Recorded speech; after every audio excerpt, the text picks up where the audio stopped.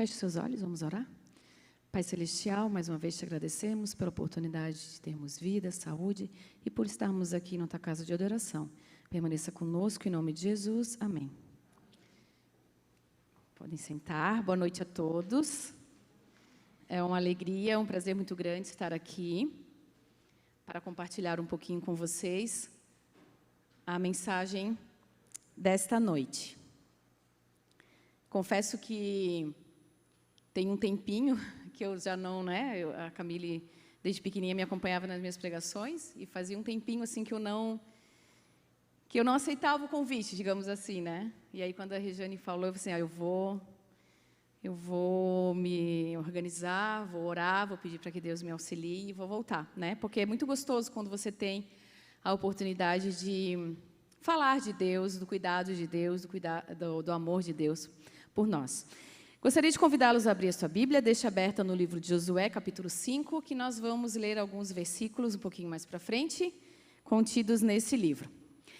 Eu escolhi como título da nossa meditação desta noite, Vencendo Muralhas.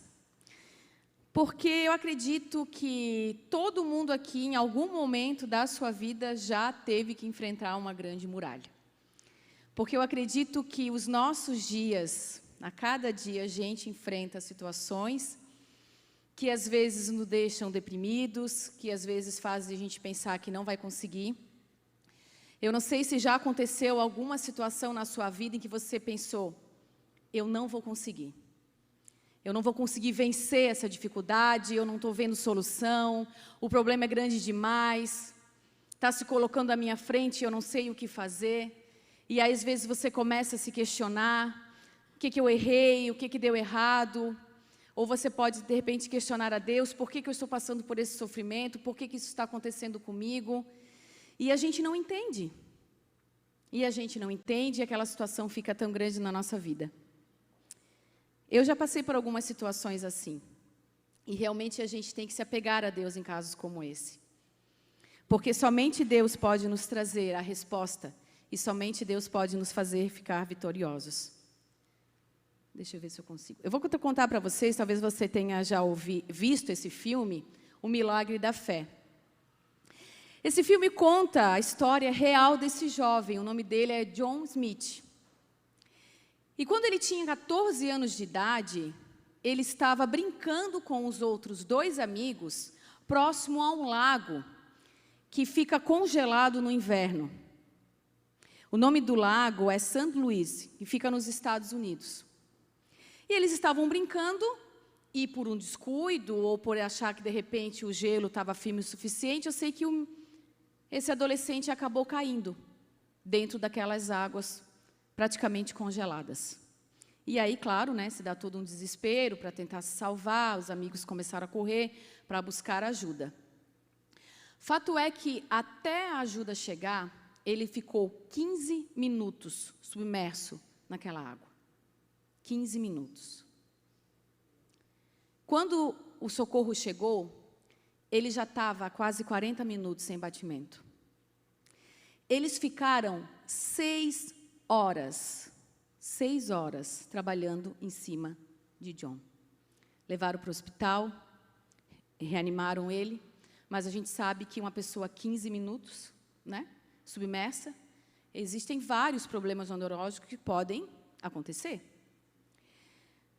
E essa história conta de uma mãe, da mãe dele, a Joyce. Joyce era uma mulher que acreditava no poder de Deus e ela se apegou em oração. Essa grande muralha que se apresentou na vida dela, ver o seu filho de apenas 14 anos de idade, deitado no leito de hospital, com os médicos por 6 horas, tentando salvar a vida dele. A história conta que ela se apegou em oração, tão fervorosa, e que ela se recusou a abrir mão do seu filho. E ela orava a Deus constantemente, tanto que a história de oração dela impactou toda a cidade. E ela fala assim, quando os médicos estavam para declarar praticamente o óbito do menino, ela conta que comecei a orar em voz alta implorando a Deus pela vida do meu filho e invocando o Espírito Santo, dizendo: por favor, me devolva meu filho. E então algo milagroso aconteceu, pois assim que terminou a oração, o pulso de John voltou imediatamente, espantando as enfermeiras e os médicos ao seu redor. Quando eles estavam para declarar o óbito do adolescente, ela começou a orar fervorosamente. E assim que ela terminou a oração, a pulsação dele voltou completamente. E o relato continua, se você tiver interesse, pode procurar, tem bastante informação na internet. Continua dizendo que nunca uma história como essa havia acontecido. Porque, além de ele voltar a viver, ele ficou completamente saudável. Ele não apresentou nenhuma sequela neurológica. Ele ficou 16 dias internado no hospital. E depois que ele voltou para casa, ele não teve nenhum tipo de sequela. O tempo passou e a gente pode ver aqui agora o John casado e com um filho. Histórias como essa faz a gente acreditar que, mesmo diante de uma grande muralha, se nós buscarmos a Deus, se nós colocarmos o nosso pedido, o nosso anseio, a nossa dificuldade na mão dEle, Ele vai nos responder. Talvez Ele não te dê uma resposta assim tão milagrosa, automática, mas com certeza da maneira dEle, Ele vai te responder. E cabe a nós, cada um dos seus filhos, aceitar a resposta de Deus. Cabe a nós, cada um dos seus filhos, buscar a resposta de Deus. Semelhante a temos uma história também na Bíblia, e no livro de Josué, que conta também desse personagem, enfrentou uma grande muralha. E você conhece a história, né? A história da queda da muralha de Jericó. Vamos contextualizar só um pouquinho, então. Josué, agora, ele era o líder do povo de Deus. Ele estava ali com os seus soldados, com o seu povo. Moisés já havia falecido, Arão já havia falecido, e já haviam falecido também toda aquela geração que tinha peregrinado pelo deserto, toda aquela geração que não acreditava, né, que realmente Deus poderia levá-los para Canaã. Por quê? Porque quando os espias, e entre eles Josué era um dos espias, né, Josué e Caleb, eles foram até a terra, eles viram a terra, eles relataram da terra, né? Falaram que era uma terra boa, que era uma terra que manava leite e mel. Mas os outros 10 deram um relato desanimador. Os outros 10 falaram que a terra tinha gigantes, que eles eram guerreiros, que eles não iam conseguir vencer aquele povo, que eles não iam conseguir entrar. Então, todo mundo ficou apavorado e não acreditou que Deus poderia fazer alguma coisa. Então, Deus, né, sentenciou que eles andariam pelo deserto até que toda aquela geração se passasse. Então, Josué estava ali com uma nova geração, prontos para entrar, então, na terra que Deus havia prometido. Só que tinha um probleminha, entre tantos que eles enfrentaram.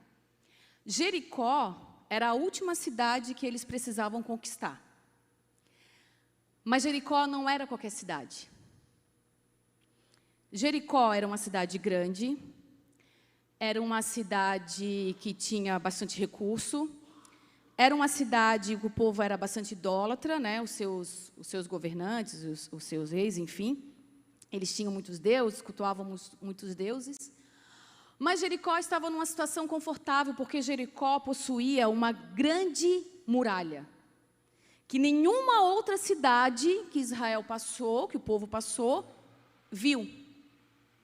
Não havia precedentes. Jericó era diferente pelas muralhas que tinha ao seu redor. Então, aquelas muralhas traziam para o povo de Jericó uma sensação de segurança. Porque Jericó, o povo sabia de que, já tinha ouvido falar de que tinha um povo que estava há 40 anos peregrinando pelo deserto, que já tinham conquistado outras cidades, que eles estavam vindo em direção a Jericó. Eles sabiam disso. O exército deles também sabia disso. Mas eles estavam numa situação confortável, porque eles tinham uma imensa muralha. E nunca ninguém tinha conseguido transpor aquelas muralhas. As muralhas, a Bíblia fala, elas eram tão grandes que carros de cavalos, né, os carros puxados pelos cavalos, eles andavam na muralha um ao lado do outro. Pessoas construíram casas na muralha. Então, eles estavam numa situação muito confortável. Não havia preocupação, porque era um povo que vinha descendente de escravo, o povo de Deus, não tinha lá grandes armamentos, não iam conseguir transpor aquela muralha. Então, eles ficaram a deles. Nós estamos aqui, nós estamos bem. Assim como eles pensavam que estavam bem, eu acredito que Josué e seu exército e todo o povo de Israel, quando viu aquela muralha, ficou, no mínimo, muito preocupado. E pensando, e agora? Como é que nós vamos transpor tamanha muralha? Nós não temos recursos, nós não temos tempo, nós não temos condições. Eu imagino que Josué tenha, com certeza, rodeado, junto com o seu exército, aquelas muralhas, algumas vezes, para poder identificar, de repente, algum ponto de vulnerabilidade, né? De repente, algum buraco, pensar o que a gente pode fazer, vamos cavar, vamos tentar fazer passar por baixo, vamos tentar escalar, vamos tentar abrir a muralha aos poucos, mas alguma coisa a gente vai precisar fazer. Só que eles não tinham. Eles não sabiam o que fazer. E eu imagino que o exército de Jericó ficava lá de cima da muralha, olhando o povo de Israel ali embaixo e pensando, coitados, né? Nós temos recursos, nós não precisamos abrir os portões, nós vamos conseguir nos manter aqui dentro, e eles ficam ali fora e está tudo certo, e nós não seremos conquistados. Mas, para Deus, não existe impossível. E se Deus falou que todos os inimigos precisariam ser vencidos para que o povo chegasse na terra prometida, seriam vencidos. E então, eu gostaria de trazer para vocês 3 pontos importantes que a Bíblia nos dá, 3 lições que a gente pode ter para como vencer essas muralhas que acontecem na nossa vida. Essas situações que chegam na nossa vida e a gente se pergunta, e agora? O que eu vou fazer? A primeira, antes da batalha, consagre-se ao Senhor. Josué, capítulo 5, verso 4, até o 9 nós faremos a leitura. Josué, capítulo 5, verso 4. Foi esta a razão porque Josué os circuncindou. Todo o povo que tinha saído do Egito, os homens, todos os homens de guerra, eram já mortos no deserto pelo caminho, porque todo o povo que saíra estava circuncidado. Mas a nenhum deles que nasceram no deserto pelo caminho, depois de terem saído do Egito, haviam sido circuncidados. Porque 40 anos andaram os filhos de Israel pelo deserto, até se acabar toda a gente dos homens de guerra que saíram do Egito, que não obedeceram à voz do Senhor, aos quais o Senhor tinha jurado que eles não havia de deixar ver a terra, que o Senhor, sob juramento, prometeu dar aos seus pais, terra que mana leite e mel. Porém, em seu lugar, pôs a seus filhos, a este Josué circuncidou, porquanto estavam incircuncisos, porque os não circuncidaram no caminho. Tendo sido circuncidada toda a nação, ficaram no seu lugar no arraial até que sararam. Disse mais o Senhor Josué: hoje removi de vós o opróbrio do Egito, pelo que o nome daquele lugar se chamou Gilgal até o dia de hoje. Quando Josué colocou na mão de Deus a situação de que ele precisava vencer aquela batalha, vencer aquela muralha, a primeira coisa que Deus pediu para Josué: o povo todo precisa se consagrar. O povo todo precisa me buscar. Irmãos, se você precisa vencer uma batalha, a primeira coisa que você precisa fazer é se consagrar. A primeira coisa que você precisa fazer é buscar a Deus. É conhecer a Deus, é meditar na palavra de Deus, é querer estar com Deus, é se aproximar de Deus, da sua mensagem, da sua verdade, do seu evangelho. É a primeira coisa que nós temos que fazer. No seu dia, qualquer momento que você goste, momento que você sinta o desejo, aquela paz, aquela tranquilidade de buscar a Deus. A gente sempre fala a meditação matinal, né? Logo nas primeiras horas da manhã, é maravilhosa, a mente tá clara, você ora, você lê. Mas no seu momento do seu dia, pelo menos um pouquinho, pare para orar, pare para ler a mensagem de Deus, pare para ouvir o que Ele tem a te dizer.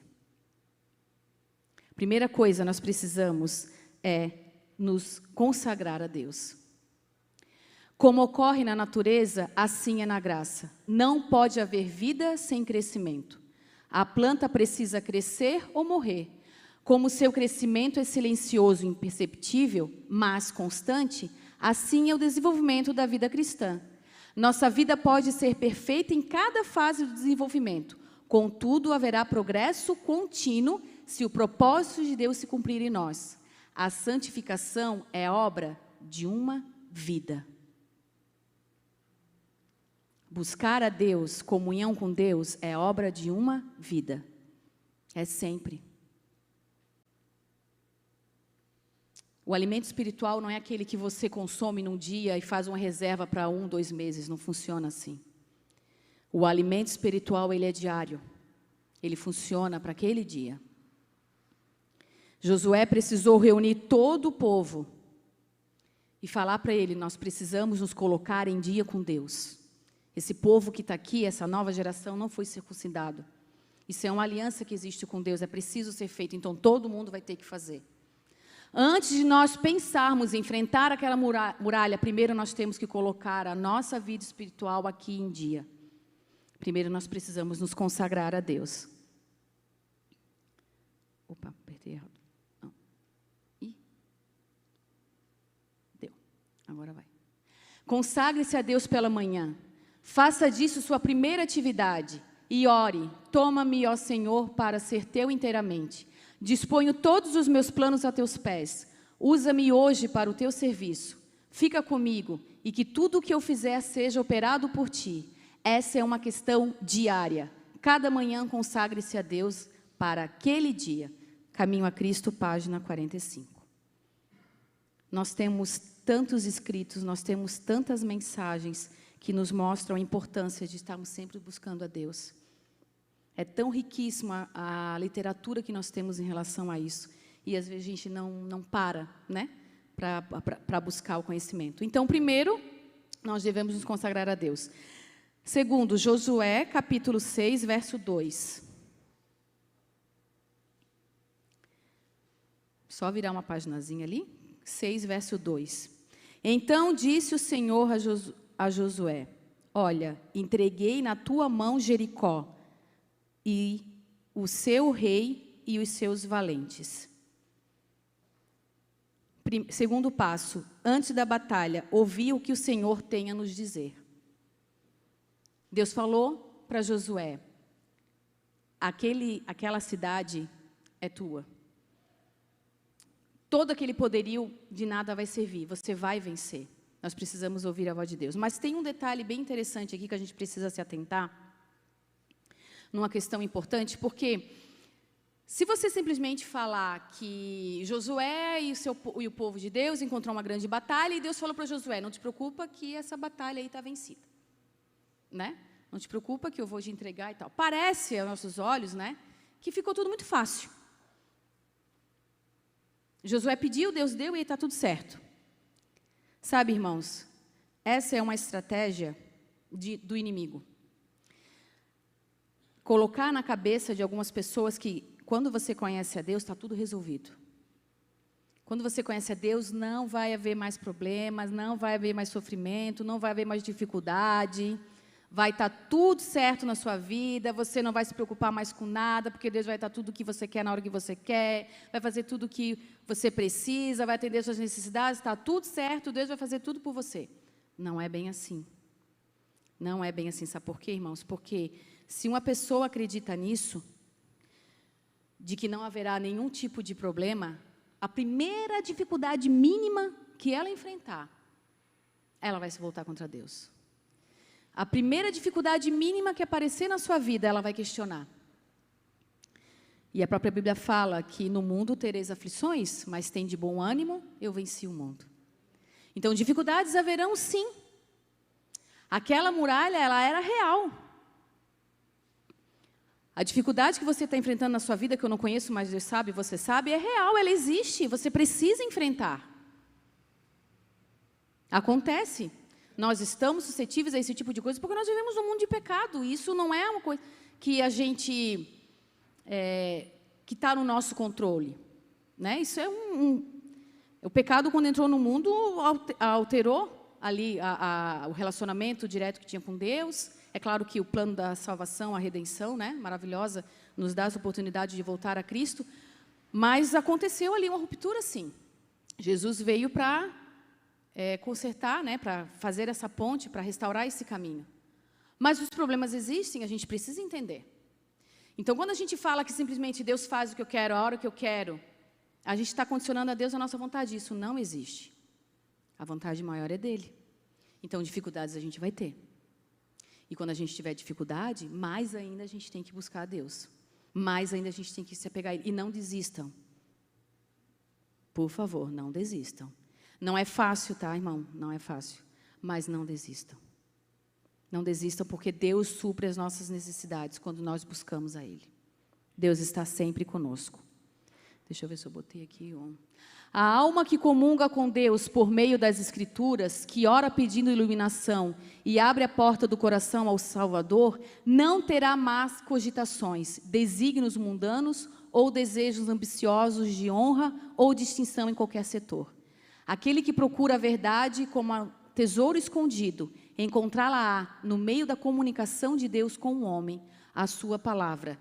Medicina e Salvação, página 124. Aquele que busca, encontra a resposta aqui, na palavra de Deus. Terceiro ponto.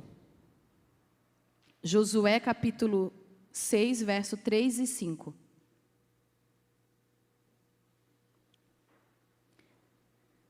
Vós, pois, todos os homens de guerra, rodieis a cidade, cercando-a uma vez. Assim fareis por 6 dias. 7 sacerdotes levarão 7 trombetas de chifres de carneiro adiante da arca. No 7º dia, rodeareis a cidade 7 vezes, e os sacerdotes tocarão as trombetas. E será que, tocando-se longamente a trombeta de chifres de carneiro, ouvindo vós o sonido dela, todo o povo gritará com grande grita. O muro da cidade cairá abaixo e o povo subirá nele, cada qual em frente de si. Depois que você se consagrou, depois que você ouviu a voz de Deus, vem o terceiro passo. E o terceiro é, durante a batalha, você precisa seguir a estratégia do Senhor. Você precisa fazer exatamente o que Ele está te pedindo. Porque é do jeito dele que funciona. Não adianta você orar, não adianta você pedir, Deus te fala, faça exatamente assim, meu filho. Você, não, Senhor, aqui assim eu não quero, não. Assim eu não vou fazer. Ah, Senhor, me convidou para pregar, não, mas aí pregar eu também não quero, não. Ah, Senhor, mas esse cargo eu também não quero, não. Ah, mas essa situação também não vou, nessa visita eu não vou fazer, não. Estratégia, Deus te deu uma solução. E você tem que fazer exatamente. E essa história da queda de Jericó, algumas pessoas falam que é literalmente aquele ditado que fala vencer no grito, né? Ganhou no grito. Josué realmente venceu a muralha no grito, né? Eu fico imaginando assim, Josué deve ter pensado, que estratégia que Deus vai querer que a gente faça, né? Por exemplo, vamos cavar ao redor da muralha, vamos subir, fazer alpinismo, né? Vamos subir as muralhas, vamos, colocar aquelas catapultas, sabe? Que você coloca uma bolona de ferro e joga para bater, para quebrar a muralha. Vai todo o exército lá na frente, vão fazer uma grande encenação, uma grande, né? Deixar o povo impactado, vamos, cortar o recurso da cidade até com que eles tenham que abrir os portões, não sei. Ele deve ter pensado alguma coisa grandiosa. Mas olha o que Deus pediu. Pega os sacerdotes, né? Pega ali parte do povo. Os sacerdotes vão levar as trombetas e vocês vão rodear a muralha. Só ficar rodeando. Só rodear a muralha. Agora vocês imaginam o povo de Jericó vendo o povo de Israel circulando ali a muralha. Deve ter rido, né? O que esse povo quer? Tocando trombeta? Vieram chamar a gente para uma festa, né? O que eles vieram fazer aqui? Olha só lá, eu imagino que ela devia ser bem alta a muralha. E eles lá olhando o povo pensando assim, estão de brincadeira com a gente, né? Estão só rodeando. E aí, quando chegou então o 7º dia, eles trocaram a trombeta mais forte, como fala ali, né? O som maior. E a muralha simplesmente caiu, despencou. Algo inimaginável, algo que eles não esperavam aconteceu. E isso nos mostra que, primeiro, essa história nos mostra, primeiro, a lição de paciência e obediência. Não acontece, às vezes, a resposta que a gente quer de Deus não acontece do dia para a noite, né? A Bíblia fala que o choro pode durar uma noite, mas a alegria vem pela manhã. Só que essa noite não necessariamente é literal. Essa noite pode durar um pouquinho mais, né? Mas a alegria certamente vem. Então, primeiro, eles precisavam aprender a esperar o tempo do Senhor. Isso porque a impaciência era um dos pecados de Israel e Deus estava lhes ensinando a serem pacientes e obedientes, coisa que eles já não tinham sido no passado, quando eles não acreditaram no relato dos espias. Eles já não tinham muita paciência nem obediência. Deus estava ensinando para eles novamente isso. Segundo, acho que eu botei aqui, uma lição de dependência de Deus.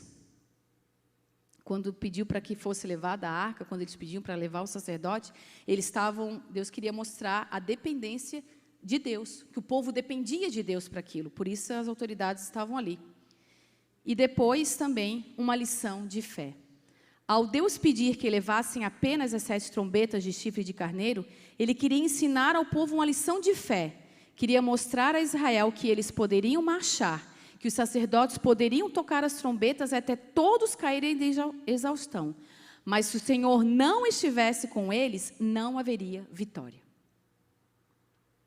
Mesmo que eles ficassem gritando ali por um ano, se Deus não estivesse com eles, não haveria vitória. Então, irmãos, para termos uma fé firme e robusta, precisamos consagrar-nos ao Senhor, ouvir o que o Senhor tem a nos dizer e seguir as estratégias do nosso grande comandante. Minha oração é para que você se entregue cada dia mais nas mãos de Deus. Busque estar com Deus. Sinta prazer nas coisas que vêm do céu. Que com certeza Deus abençoará a sua vida. Que Deus nos abençoe. Amém. Gostaria de fazer um convite. Esse sábado, nós teremos uma programação especial das mulheres missionárias aqui na igreja, a partir das 9h30 da manhã. Você é nosso convidado. E estamos muito felizes, né, com o trabalho. Agradecemos também a Regiane, que tem levado esse ministério à frente. E que Deus possa sempre nos conduzir e nos abençoar. Vamos ficar de pé, vamos fazer oração?